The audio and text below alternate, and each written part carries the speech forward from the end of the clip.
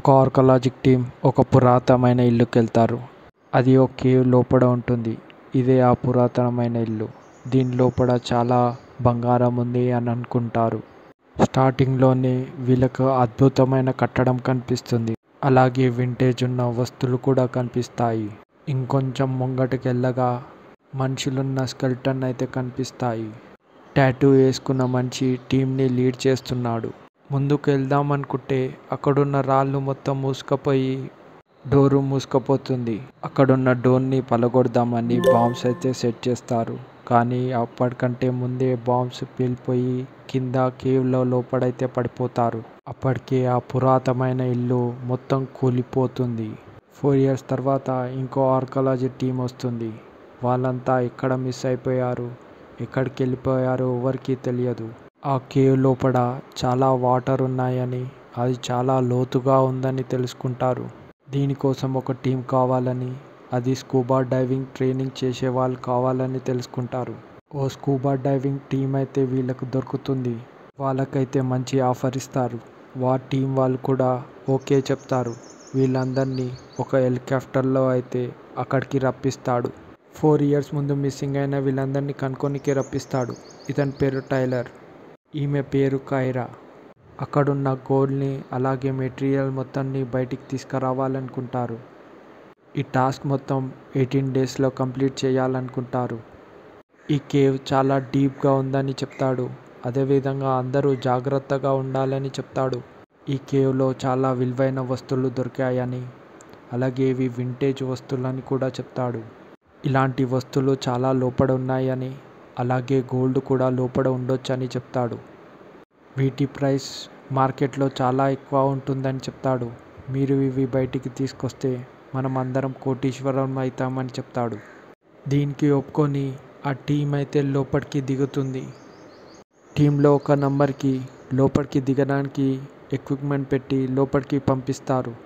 అతను చాలా లోపలికి వెళ్తాడు. లోపలికి వెళ్ళినప్పుడు అతని టీం మెంబర్స్తో అయితే కాంటాక్ట్ అవుతాడు. ఇక్కడ ఏమి కనిపిస్తలేడని చెప్తాడు. కానీ అప్పుడే ఒక క్రియేచర్ మాత్రం అతనికి కనిపిస్తుంది. దాన్ని పట్టుకొని ఆడుకుంటాడు. టీం మెంబర్స్ దాన్ని వదిలేసి అని చెప్తాడు. కానీ తను ఇది డిఫరెంట్గా ఉందని చెప్తాడు. అప్పుడే వీడియో కట్ అయిపోతుంది. అలాగే మైక్ కూడా కట్ అయిపోతుంది. టీం మెంబర్స్ ఎంత కాంటాక్ట్ చేసినా తన నుంచి ఆన్సర్ రాదు. టీం మెంబర్స్ మరో టీంని లోపలికి పంపించాలనుకుంటారు. అలాగే ఒక టీంని అయితే లోపలికి పంపిస్తారు.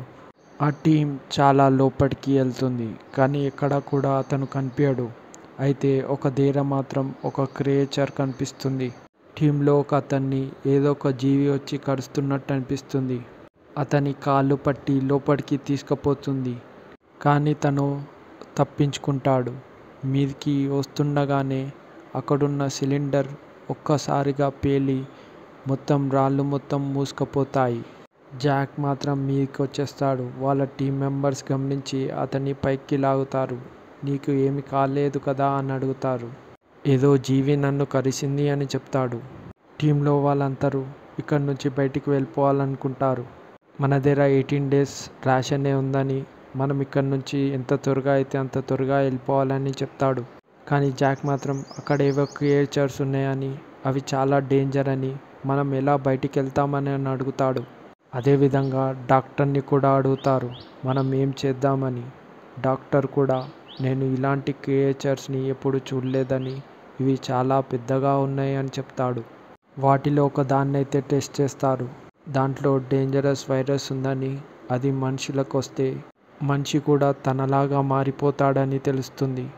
కానీ అప్పటికే జాక్కి మాత్రం ఆ క్రియేచర్ కరుస్తుంది. కరిచిన వాటిని అతను బయటికి తీసినప్పుడు ఆ క్రియేచర్ మాత్రం బయటపడుతుంది. పడ్డ క్రియేచర్ చాలా వింతగా ఉంటుంది. దాన్ని టెస్ట్ చేస్తారు. టెస్ట్ చేసినప్పుడు అది చాలా ఫాస్ట్గా కూడా ఉంటుంది. ఇది బయటికి వస్తే మనుషులకే మనుగడ ఉండదని తెలుసుకుంటారు. అప్పటికే జాక్కి ఆ రియాక్షన్ స్టార్ట్ అవుతుంది. అలాగే తనకు ఆ వినికిడి శక్తి కూడా పెరుగుతుంది. దూరంగా ఉన్న ఎవరు ఏం మాట్లాడుకున్నా తనకు సులువుగా వినిపిస్తుంది. జాక్కి ఏదో అయ్యిందని, తను మొత్తం వియర్డ్గా బిహేవ్ చేస్తున్నాడని అంటారు. ఇది విన్న జాక్ ఎవరు పడితే వాళ్ళ మీద అరుస్తూ ఉంటాడు.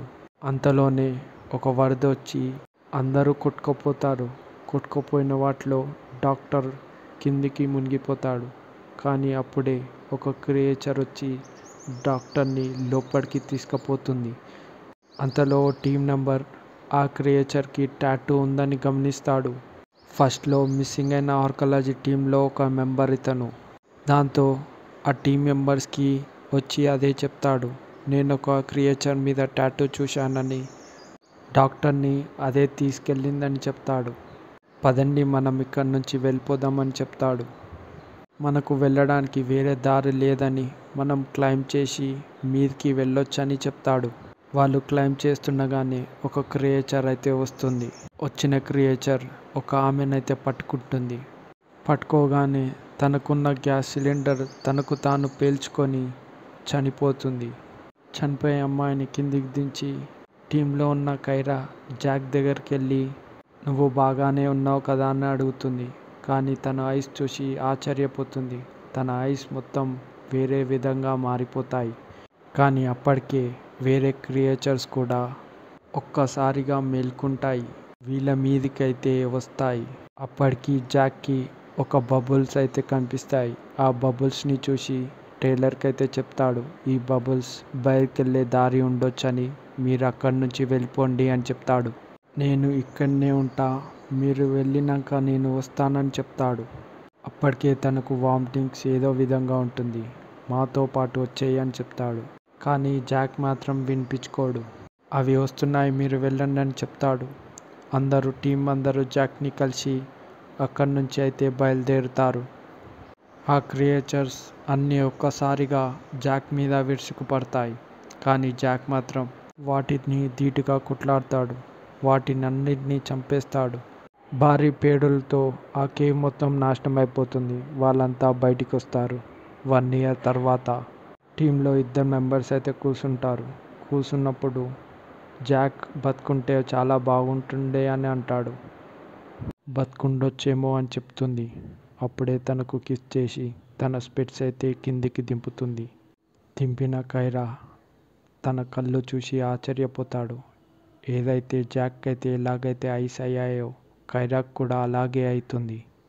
అప్పుడే గమనిస్తాడు, ఆ కేవ్లో జాక్ అయినప్పుడు ఏదో క్రియేచర్ కైరాని కూడా కరుస్తుంది. ఇవంతా బయట తిరిగితే మనుషులకే ప్రమాదమని కైరాన్ని వెంబడిస్తాడు. కానీ తను అక్కడి నుంచి తప్పించుకుంటుంది. ఇది ఈ మూవీ స్టోరీ. ఇలాంటి మూవీస్ చూడాలనుకుంటే సబ్స్క్రైబ్ చేసుకోండి.